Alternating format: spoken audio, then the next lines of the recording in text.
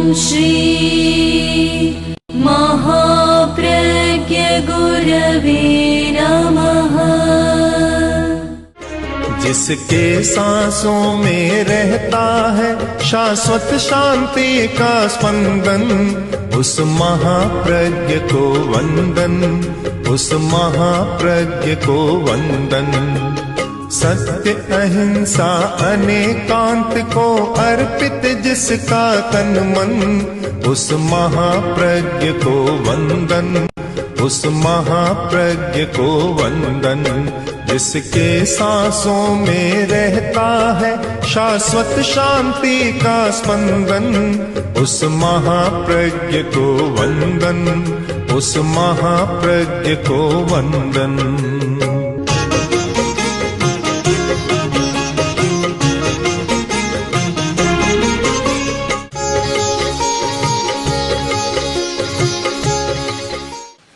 ज्ञान का सार है आचार।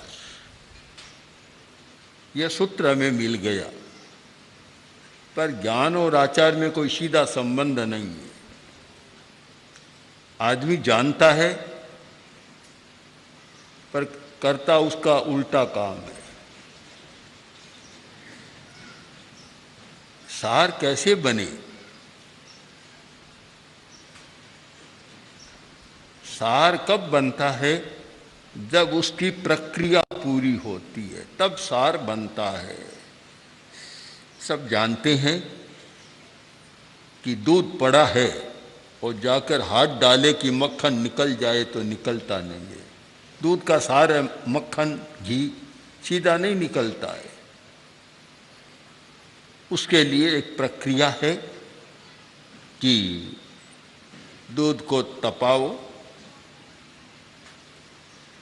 फिर ठंडा करो, फिर जमाओ, जामन दो, दही बनाओ, फिर बिलोना करो, मथनियाँ चलेगी, खूब बिलोना होगा, बिलोडन होगा, तब कहीं जाकर मक्खन निकलेगा। सारी एक प्रक्रिया है। जानने मात्र से मक्खन नहीं निकलता, उसके लिए एक प्रक्रिया करनी होती है। एक बहुत प्रसिद्ध दार्शनिक कथा है। एक दार्शनिक ने आत्मा के बारे में बहुत अच्छा विवेचन किया कि आत्मा है। विवेचन संपन्न हुआ और एक युवक आया, आकर बोला कि छोड़ो इन बातों को, मैं नहीं मानता, कोई बकवास मत करो, मैं इन बातों को, तर्कों को मानने वाला नहीं हूं। आप एक तर्क दें तो मैं दूसरा प्रति तर्क दे सकता हूं। तो फिर क्या है? क्या क्या? अगर आत्मा को लेकर हाथ में दिखा दो कि ये रही आत्मा, तो मैं आत्मा को मानूंगा, नहीं तो झूठी बात है, नहीं मानूंगा। एक सभा में एक सन्नाटा हो गया कि बात तो ठीक कह रहा है कि दिखाओ तो हम माने, नहीं तो कैसे माने। दार्शनिक का किया कराया सारा प्रयत्न एकदम काट्यो पिंजो कपास कहते हैं कि दिन भर काटा और रात को रखा, सुबह उठा तो फिर कपास, वैसी बात हो गई। और युवक ने तो सब कुछ कर दिया। तब दार्शनिक भी अनुभवी आदमी था, और जहाँ तर्क प्रति तर्क होता है वहाँ अनुभव भी बहुत काम देता है। तो अनुभवी था, तो दार्शनिक ने कहा अच्छा मैं तुम्हें आत्मा को हाथ में लेकर दिखा दूंगा, पर पहले एक काम करो कि बहुत देर होगी बोलते बोलते, कंठ भी सूख रही है और नाश्ता भी मैं करके नहीं आया हूँ, एक गिलास दूध ले आओ, पी लूँ और फिर बाद में तुमको अच्छी तरह ये बताऊंगा और आत्मा को हाथ में लेकर दिखा दूंगा। गया, एक गिलास दूध लेकर आ गया और हाथ में दे दी, गिलास ले ली। अब कभी इधर देखता है, कभी उधर देखता है, कभी नीचे कभी ऊपर, चारों तरफ देख रहा है। युवक बोला कि जल्दी करो, पी लो और फिर मुझे आत्मा को दिखाओ, मेरे मन में भी आतुरता है, त्वरा है। तब दार्शनिक बोला कि लोग कहते हैं कि दूध में घी होता है, मैं देख रहा हूं पहले कि घी कहाँ है। तो युवक बोला, अच्छे दार्शनिक बने हो, बोले हो, अभी तक इतना नहीं जानते, घी ऐसे कैसे दिखाई देगा। तो कैसे दिखाई देगा कि पहले इसको तपाओ, फिर जमाओ, फिर मथो, तब कोई मक्खन निकलेगा, घी निकलेगा। ऐसे कैसे दिखेगा, व्यवहार की बात को भी नहीं जानते। तब बोला, तुम भी व्यवहार को नहीं जानते, आत्मा को सीधा देखना चाहते हो, पहले तपाओ, आत्मा को तपाओ, फिर जमाओ, मन की चंचलता को जमा दो। जो मन एकदम तरल बना हुआ है, चंचल बना हुआ है, उसको जमाओ, मन को दही की तरह गाढ़ा बना लो। फिर मंथन करो, मंथन, और मंथन करने से अच्छा होता है मंथन करो। जितना बिलोना करोगे मक्खन निकलेगा, आत्मा तुम्हारे हाथ में आ जाएगी। ज्ञान का सार है आचार, पर उसके बीच में इतनी प्रक्रिया करनी होती है, तपस्या, फिर एकाग्रता यानी मन पर नियंत्रण, मन की चंचलता को कम करना, और फिर मंथन करना, विचारों का मंथन, विचारों का विश्लेषण और सिद्धांतों की मीमांसा, ये सब कुछ कोई करता है तो तब ज्ञान आचार में बदलता है। एक बार सुना, जान लिया और बाद में कुछ किया नहीं तो बेचारा ज्ञान भी करेगा क्या। ज्ञान को आचार तक पहुंचने के लिए जो जो काम करना होता है वह सब करें, तब तो ठीक बात है। अभी ज्ञान का सार है आचार, यानी इस दूध में से मक्खन निकलता है। पर कोरा दूध को रख दिया और कुछ किया नहीं तो नहीं होगा। दूसरी बात और है कि ज्ञान और आचार के बीच में एक होता है सम्यक दर्शन। हमारा दृष्टिकोण कैसा है, दृष्टिकोण का बड़ा महत्व है। अगर सम्यक दर्शन नहीं है तो भी ज्ञान आचार तक नहीं पहुंच पाएगा। दृष्टिकोण सही होना चाहिए, सकारात्मक होना चाहिए। जब सकारात्मक दृष्टिकोण बन जाए और मोह का विलय हो जाए, ज्ञान और आचार के बीच में है मोह। अगर मोह प्रबल है तो ज्ञान आचार में बदल नहीं सकता, और अगर मोह विलय हो जाए, हल्का हो जाए, पतला हो जाए तो ज्ञान सीधा आचार तक पहुंच जाता है। पहला है सम्यक दर्शन, दृष्टिकोण सही हो कि हम क्या कर रहे हैं, क्या करना चाहिए। एक पूरा दर्शन है सम्यक दर्शन, वह सही हो। अगर वह सही नहीं होता है तो मक्खन नहीं मिल सकता। एक ग्रामीण कहानी है पर इस विषय में बड़ी मार्मिक है कि एक किसान की पत्नी ने अपने पुत्र से कहा, बेटा आज हमें खेत में जल्दी जाना है, बहुत काम है, जल्दी करो।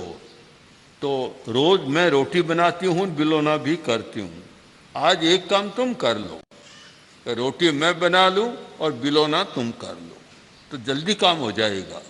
उसने कहा ठीक है माँ, स्वीकार कर लिया।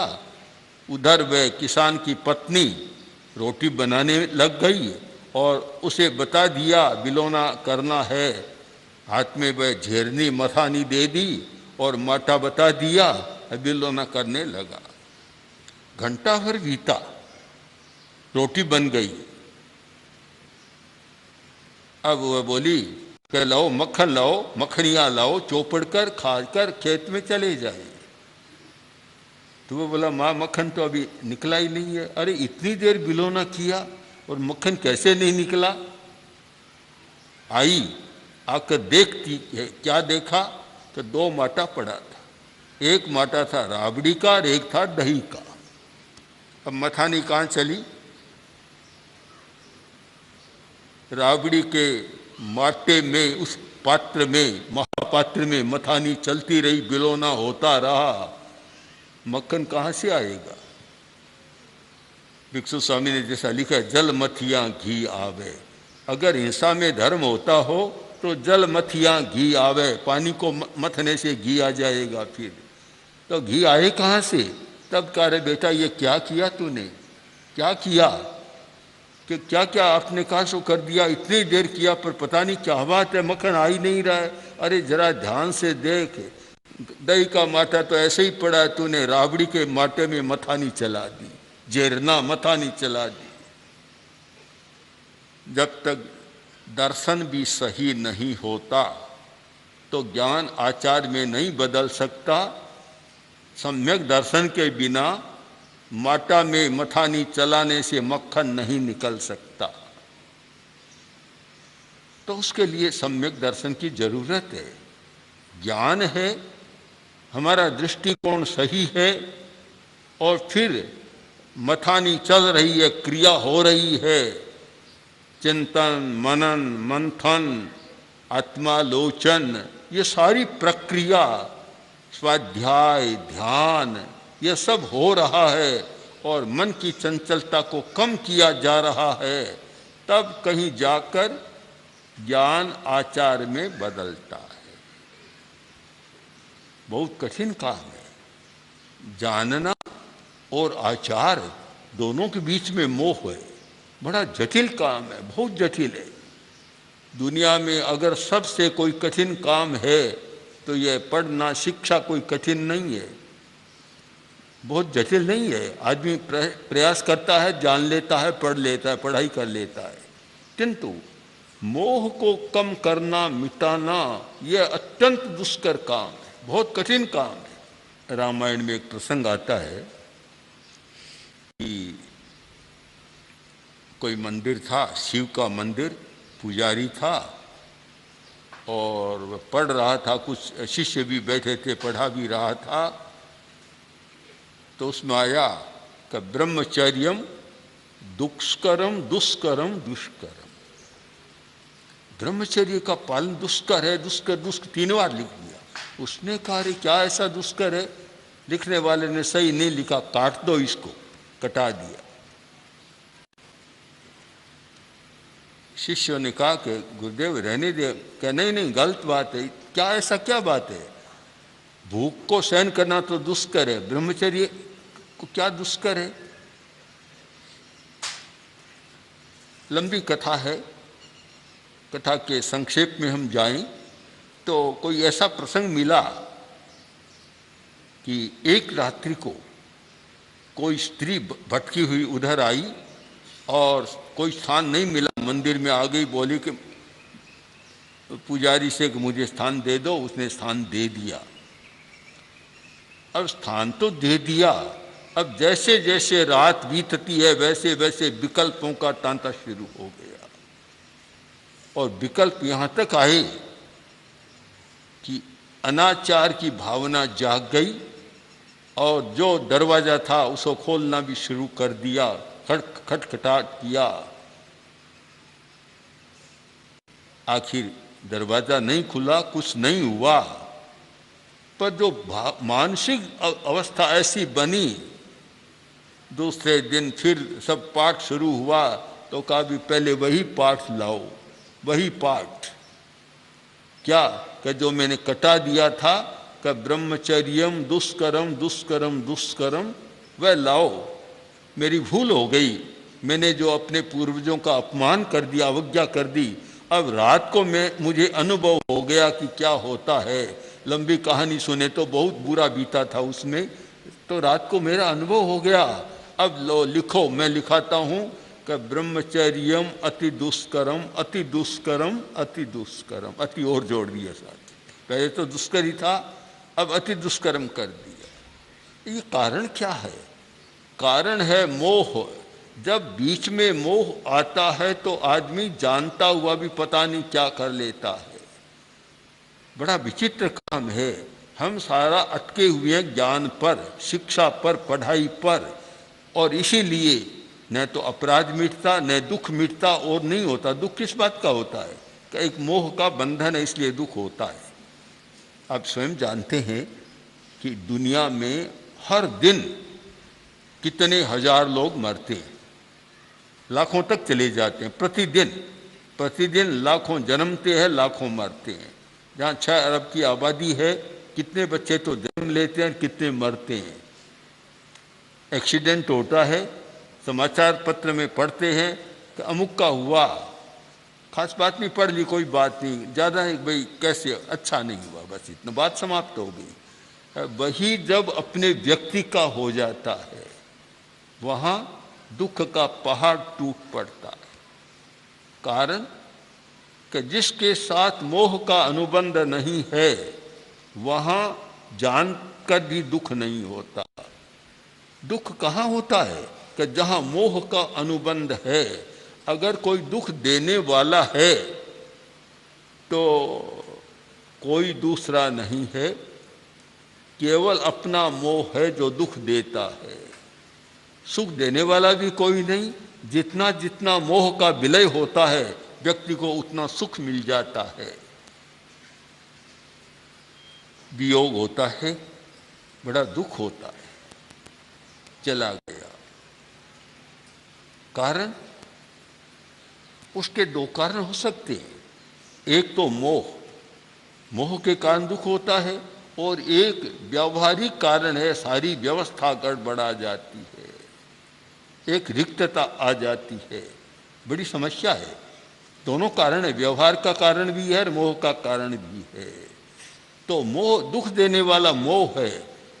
तो मैं तो बहुत बार कहता हूँ कि समझदार आदमी है, उससे दुख न कर व्यवस्था के बारे में चिंतन करना चाहिए कि जो हुआ, व्यवस्था गड़बड़ा गई, उसको सम्यक कैसे किया जाए, तब तो एक समाधान है। केवल दुख करने से कोई समाधान नहीं होता, केवल आर्त ध्यान बढ़ता है। तो बड़ा कठिन काम है।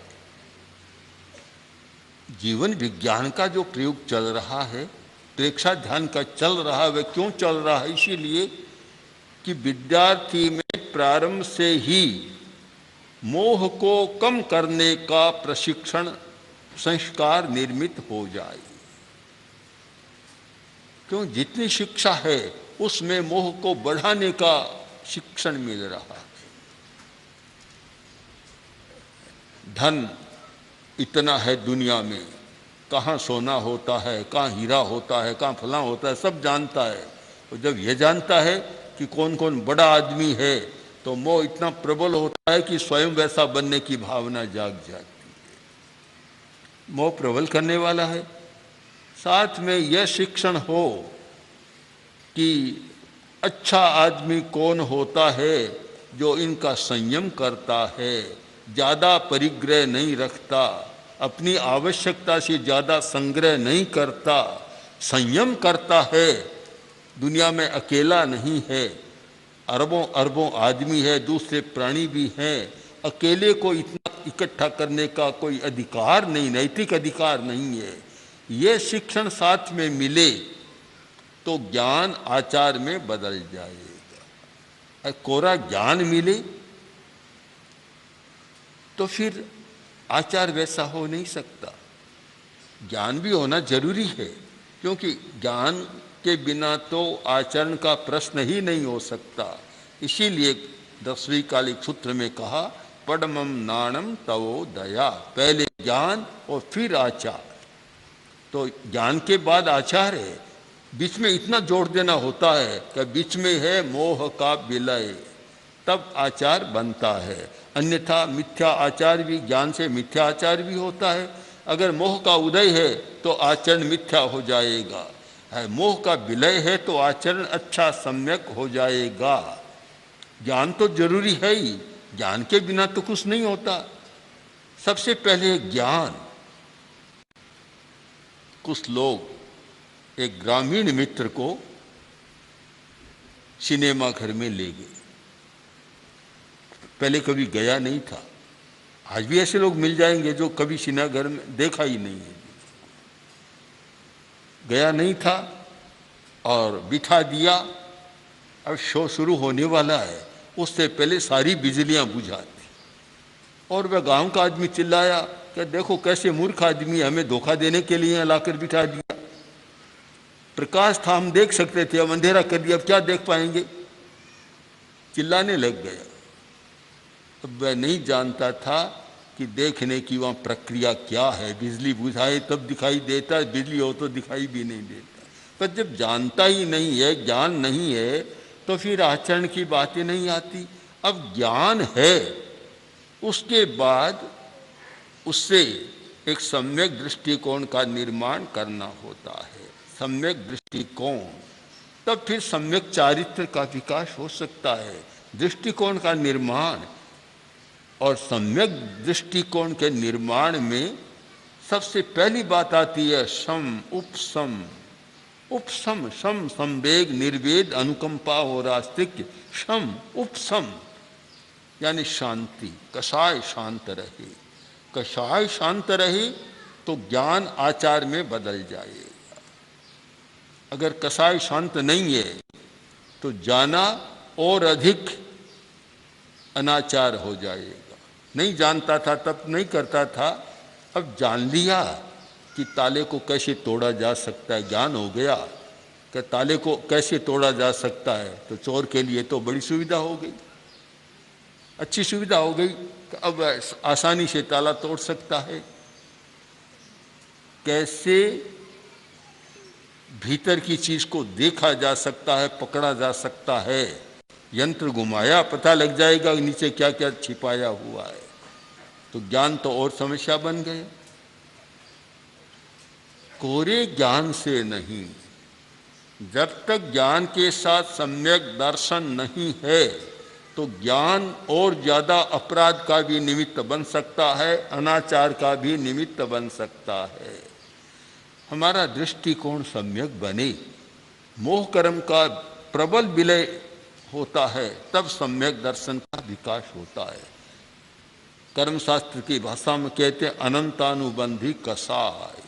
जब तक अनंतानुबंधी कषाय, प्रबल कषाय है, तब तक दृष्टिकोण सम्यक नहीं हो सकता। बड़ा कठिन काम है, बहुत कठिन है। जब वह इतना मोह शांत होता है तब सम्यक दर्शन होता है, और तब सम उपसम की भावना जागृत होती है। आज इसकी बहुत ज्यादा अपेक्षा है, क्योंकि उद्वेग, आवेग, आवेश, उत्तेजना इतनी ज्यादा बढ़ गई कि बात बात में आदमी उत्तेजित हो जाता है। तो बड़ा कठिन काम है नियम को समझना, प्रकृति के नियम को जानना। बस केवल इतना ही होता है कि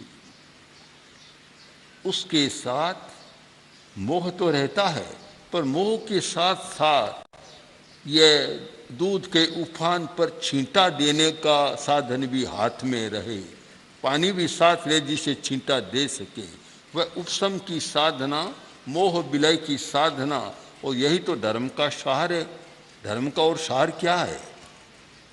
यह है कि जब कोई स्थिति आए तब धर्म का चिंतन करें और उस दुख को कम करें, आर्त ध्यान न करें और शांत भाव से उसको सहन कर लें। यह तो धर्म का सार है।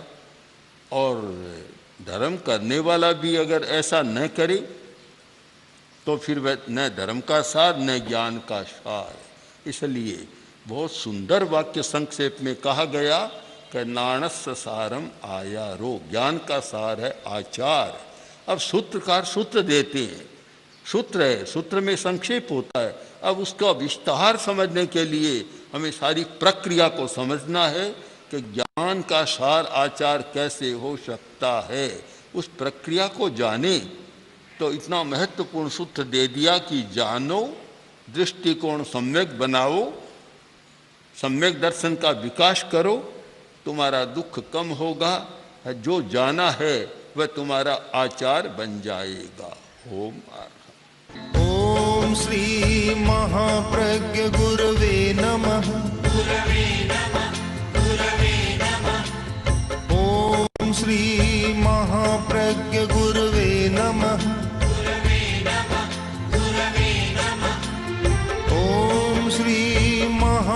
महाप्रज्ञ गुरवे नमः ॐ श्री महाप्रज्ञ गुरवे